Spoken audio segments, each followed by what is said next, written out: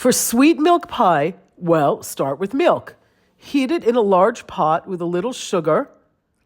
Whisk until the sugar dissolves. Mix together the cornstarch, semolina, salt. Add the eggs.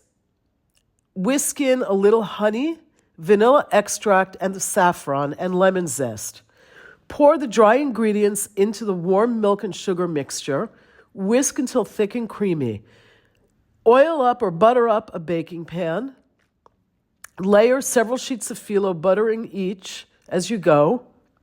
Pour in the semolina mixture. Roll in the edges of the phyllo to form a nice rim. Whisk together egg and sugar and pour that over the pastry. Tilt it so it goes all over the place. Bake it. Let it come out of the oven. Sprinkle it with powdered sugar and cinnamon, and you've got a great breakfast and a great dessert.